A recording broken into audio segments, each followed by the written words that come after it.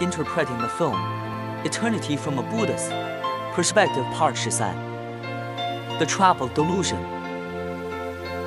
Welcome to this deep dive. Today, we're going to look at a rather interesting piece of material. What kind of material? It is a conversation between a master and their apprentice, discussing spiritual practice. But I think it is more about the troubles and misconceptions we encounter in our daily lives. It points out many psychological blind spots that we might not normally notice. For example, a leaf obscuring the view, only seeing the small things right in front of you. You might get stuck on a tiny benefit or a stubborn belief. And as a result, you fail to see the bigger picture or potential dangers. This is very interesting. Have you ever had this experience? Getting so focused on one point that you miss something much more important? I think most of us have. So today, we're going to try to extract some insights from these dialogues to help you see more clearly and live more authentically. Indeed, the core of these conversations is really about afflictions, like greed, anger, ignorance, arrogance, and doubt. These negative mindsets aren't just stumbling blocks on the path of spiritual practice. Honestly, in our daily lives, they are more like a self-destructive city. Look, the source material emphasizes a point: these afflictions directly ruin your reputation, benefits, image, and even your future. For instance, some people, for the sake of food, for the gratification of their appetite, will completely disregard their image. Their table manners can be off-putting. It's like Li Qiushi and Tianshan Tengguao from the novel Demigods and Semi-Devils. They fought their whole lives over something that wasn't that big of a deal. They only realized it wasn't worth it on their deathbeds, so why bother? This metaphor of a single leaf obscuring the view really gets to the heart of the problem. The dialogue mentions that when your mind is preoccupied with something, it's like a leaf blocking your vision. No matter how big the events happening around you are, you can't see or hear them, your mind is completely taken up by that one leaf. Even if danger approaches, you don't feel it.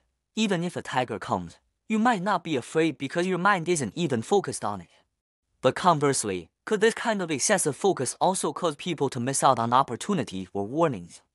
Overfocusing can indeed make you lose sight of the bigger picture. The dialogue goes even deeper into another dilemma that I think is even more common. What is it? It's delusion, especially the worries about the future.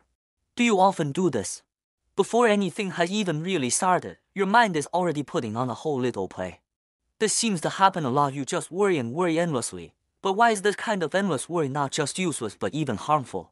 Isn't it usually said that you should mend the roof before it rains? Isn't considering risks a form of preparation? This is a crucial paradox revealed in the source material. Worrying about the future is often not helping you prepare. Instead, it is causing you to stop acting and stop learning in the present, so you personally create the terrible future you fear most. In other words, worry paralyzes your present. Exactly, your present is the only foundation you have to shape the future. If you spend all your energy and time on that anxious, empty spinning, then you have no energy left to cultivate the skills you actually need. So the worry itself becomes the cause of the bad outcome. Therefore, instead of letting your thoughts spin idly, it is better to focus on what you can do right now. This material repeatedly emphasizes one thing: the ability to get things done. This is true value. A person who can solve problems, meet the needs of others, and create value is a useful person. This requires learning and practice. Even if you're clumsy at first, you have to get your hands dirty and do it. The dialogue has a metaphor, like how your body grows. Progress and learning is often accumulated over days and months.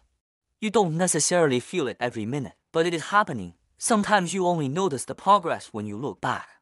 So don't be like certain researchers mentioned in the material. What kind of researchers? The ones who rigidly stick to a preconceived goal. And when a major unexpected discovery appears during the process, they turn a blind eye and miss it. So it is important to maintain an open mind to observe, learn, and then take action. I think this reminder might resonate with you, the listener. When you feel like you're stuck, not learning, not seeing progress, that thought can easily pop up. Maybe you're also trapped in the delusion of not seeing your own growth. And as a result, you want to give up, or when you feel very anxious about the future.